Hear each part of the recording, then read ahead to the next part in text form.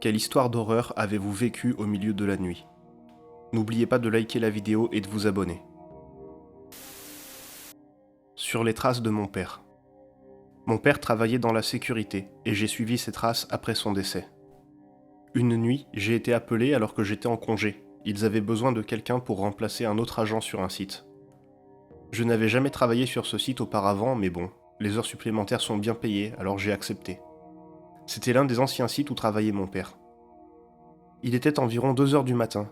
Je faisais une ronde, je suis entré dans l'un des bâtiments et j'ai cru voir quelqu'un bouger au loin. On était au milieu de la nuit et le bâtiment était verrouillé, il n'aurait dû y avoir personne à l'intérieur. J'ai fermé la porte derrière moi en silence et je me suis approché pour voir de plus près. Au bout du couloir se trouvait un agent de sécurité.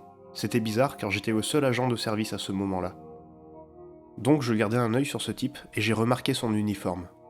C'était celui d'une entreprise qui n'existe plus, celle pour laquelle mon père travaillait quand il était sur ce site. Alors j'ai réalisé que c'était mon père. J'étais là à le regarder, il semblait faire une ronde du bâtiment, tout comme moi. Il m'a regardé directement, comme s'il pouvait me voir. Il m'a regardé pendant environ 30 secondes, puis il a tourné au coin du couloir. J'ai couru pour le rattraper, mais il avait disparu. Près de 2 ans plus tard, je jure toujours l'avoir réellement vu cette nuit-là. Je ne sais pas si c'était un fantôme, si j'ai halluciné parce que c'était l'un de ses anciens postes et que j'étais ému, ou si peut-être, d'une manière ou d'une autre, j'ai vu dans le passé quand il travaillait encore comme gardien. Honnêtement, je ne sais pas, mais chaque fois que j'ai un congé de nuit et qu'il ne trouve personne pour me remplacer, j'accepte immédiatement. Pas pour les heures supplémentaires, mais avec l'espoir que ce qui s'est passé la première fois se reproduira. J'ai été appelé là-bas plus de 20 fois depuis cette rencontre, et cela ne s'est jamais reproduit. Le sous-sol hanté. Un couple d'amis a loué avec une troisième colocataire une maison dans la ville voisine. Un seul étage avec un sous-sol partiellement aménagé. Le propriétaire avait commencé les travaux mais ne les avait jamais terminés, seuls les murs extérieurs et la pièce principale étaient en bon état. La pièce principale était à peine fonctionnelle, avec une seule ampoule suspendue au plafond. Quelques vieux meubles traînaient ça et là. Cette maison était assez délabrée, mais le loyer était très abordable. Mes amis utilisaient le sous-sol pour organiser des soirées. Apparemment, ils avaient pour règle de ne pas dormir en bas, une règle que je ne connaissais pas. À l'époque où cette histoire se passe, nous avions peut-être 20 ou 21 ans. Eh bien, après une fête, les gens ont commencé à s'endormir où ils pouvaient trouver de la place, et j'ai choisi le seul endroit libre que j'ai pu trouver, un vieux canapé dans le sous-sol. Je me suis réveillé après seulement quelques heures, il devait être 4 ou 5 heures du matin, et j'ai entendu un gars et une fille chuchoter et rire dans la pièce voisine. Cela aurait pu être des gens qui étaient à la fête, alors je me suis levé pour leur demander de se taire, et dès que je suis arrivé près de la porte, ça s'est arrêté. Bizarre. Mais j'ai pensé que peut-être les gens que j'entendais étaient à l'étage, alors je suis retourné me coucher. Ça n'a pas recommencé, alors j'ai décidé d'essayer de me rendormir. Je me suis allongé. La lumière était toujours allumée et je ne savais pas trop comment l'éteindre, alors j'ai fermé les yeux et j'ai simplement essayé de m'endormir quand même. Alors que j'étais allongé sur le canapé, les yeux fermés, j'ai vu une ombre passer devant mes paupières, comme si quelque chose se déplaçait entre moi et la lumière. À ce stade, je me suis redressé d'un bond et j'ai commencé à marcher vers les escaliers. Le sol en ciment était irrégulier et j'entendais un bruit de frottement de mes chaussures lors de mes enjambées, mais j'entendais ce bruit même quand ma chaussure ne frottait pas le sol. Je me suis arrêté au milieu des escaliers et j'ai écouté. Les bruits de pas continuaient, alors j'ai sprinté vers le haut des escaliers. Je me suis retourné une fois en haut, j'ai regardé en arrière et j'ai vu rien. Je ne sais pas, je m'attendais à voir quelqu'un. J'ai attendu peut-être 10 secondes, écoutant attentivement, et finalement j'ai entendu ce qui ressemblait à un seul pas et le grincement de la dernière marche. J'ai refermé la porte derrière moi et je me suis éloigné en la regardant, mais rien ne s'est passé. Je me suis mis à chercher frénétiquement un de mes amis qui avait loué l'endroit, en essayant de ne réveiller personne, et j'ai trouvé leur colocataire sur un matelas pneumatique dans le salon. J'ai commencé à la secouer et j'ai dit « Réveille-toi, ton sous-sol est hanté ». Elle m'a regardé comme si j'étais idiot et elle a dit « Bah oui, on dit à tout le monde de ne pas dormir là-bas ». J'ai simplement répondu « Est-ce que je peux dormir dans un coin du matelas avec toi ?» Et elle m'a fait une place. Le lendemain, ils m'ont raconté de nombreuses histoires sur cette maison.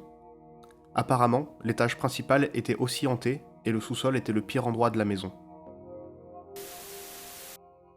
La chambre d'amis. D'abord, un peu de contexte. Quand ma femme était plus jeune, ses parents et ses frères et sœurs vivaient avec leurs grands-parents. Son grand-père a été assassiné dans la maison. Cela s'est produit dans la chambre, à l'étage. La chambre était principalement utilisée comme espace de stockage pendant plus de 20 ans. Ses parents ont essayé de vendre la maison plusieurs fois, mais ils vivaient dans une petite ville, tout le monde connaissait leur histoire et la maison ne se vendait pas, alors ils sont restés. Des années plus tard, alors que ma femme et moi étions fiancés, il y a eu un procès pour le meurtre de son grand-père auquel j'ai assisté en soutien à sa famille. J'ai vu les photos de la scène de crime, c'est important pour plus tard. Encore quelques années plus tard, ma femme et moi avons eu 2 enfants, l'aîné a 6 ans. La famille de ma femme ne parle pas du tout du meurtre et nos enfants ne sont pas au courant de cette histoire. Mon beau-père a décidé qu'il voulait que la chambre où le meurtre a eu lieu devienne une chambre d'amis pour accueillir ses petits-enfants lorsque la famille était en ville. Il a mis des sacs de couchage et une télévision dans la chambre et nous sommes venus passer quelques jours pendant les vacances. Nous n'aimions pas beaucoup ça, mais nous n'avons rien dit, car le meurtre est un sujet très douloureux. Nous avons été les premiers à arriver et mon fils est entré dans la chambre, seul. Habituellement, il ne pouvait pas rester en place très longtemps, alors après quelques heures, j'ai décidé d'aller voir ce qui se passait. Voici ce qu'il m'a dit. Pendant toute la conversation, il était immobile et rigide et ne détournait pas le regard de la télévision. J'ai dit « Hé mon pote, tout va bien ici ?»« Ouais. »« D'accord, amuse-toi bien. »« Papa, je dois dormir ici ? » ?»« Je ne veux pas. »« Pourquoi ? » ?»« Y a quelqu'un. » Chaque poil de mon corps s'est dressé. « Eh bien oui, je suis là avec toi mon pote. »« Non, il y a quelqu'un ici avec nous. »« Il est gentil ? Méchant ? C'est un adulte, un enfant ? » ?»« Un adulte. »« Que fait-il en ce moment ? » ?»« Il te regarde. » »« Tu n'as jamais dit quelque chose comme ça quand tu étais chez tes grands-parents, et pourtant tu es venu ici souvent. »« Il ne sort pas de cette pièce, et je n'ai jamais été ici avant. »« Où est-il maintenant ? » Sans détourner les yeux de la télévision, il a pointé du doigt le coin de la pièce où son arrière-grand-père a été assassiné et il a dit « Il est là-bas, il ne bouge pas beaucoup. » « D'accord mon pote, tu n'es pas obligé de rester ici. » Il a quitté la pièce et il a dormi avec nous. Le garçon du sous-sol. Au lycée, je faisais du babysitting pour une mère célibataire et ses 2 enfants. C'était au milieu de l'hiver et quand je suis arrivé, il faisait déjà complètement noir dehors. C'était vers 18h. Elle habitait dans un duplex.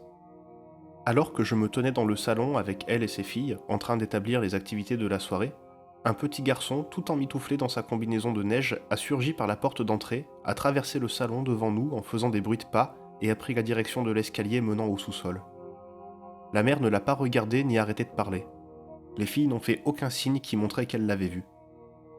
J'étais très perturbé, mais j'étais aussi une adolescente extrêmement introvertie, donc je n'ai pas osé demander à la mère ce qui se passait. Une fois que la mère est partie, j'ai demandé aux filles qui était le petit garçon qui était entré, et elles ne savaient pas du tout de quoi je parlais. Alors j'ai pris mon courage à 2 mains, j'ai pris un balai et je suis descendu au sous-sol. C'était un petit sous-sol non aménagé, une seule pièce sans placard ni rien du tout. Personne n'était en bas et le petit garçon n'était certainement pas remonté à l'étage, je l'aurais forcément vu. C'était tellement bizarre et c'est la seule fois où j'ai vraiment cru avoir vécu quelque chose de paranormal. D'habitude, je me moque des histoires de fantômes. Calciné. C'était le soir. J'étais chez mes grands-parents en train de me changer dans la salle de bain pour aller nager dans leur piscine. La salle de bain avait une petite fenêtre de forme octogonale située en hauteur et donnant sur le porche. J'étais assise sur les toilettes quand j'ai levé les yeux et j'ai vu un homme qui semblait hurler à travers la fenêtre. Sa peau semblait brûlée et fumante. Ses cheveux étaient clairsemés et sombres et son expression était fixe. C'était comme s'il était figé dans le temps.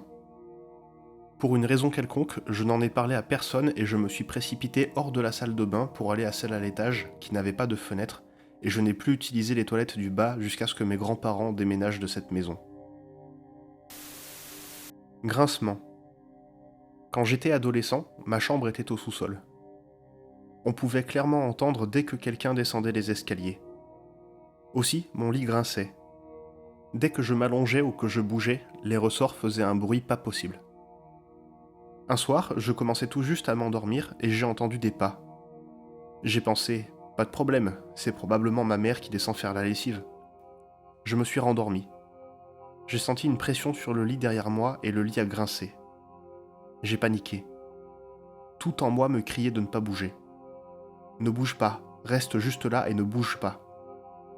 J'étais terrorisé. J'ai fini par m'endormir d'épuisement. Les nuits suivantes, ça s'est reproduit plusieurs fois, et une nuit, j'en ai eu assez d'avoir peur. Quand j'ai entendu les pas, puis le grincement du lit et ressenti la pression à côté de moi, je me suis retourné et je me suis assis. Rien. Il n'y avait personne. Je suis toujours mal à l'aise quand j'y repense. Merci d'avoir suivi ces histoires de la crypte. Vous pouvez dire en commentaire si vous avez vécu une expérience semblable, et n'oubliez pas de vous abonner.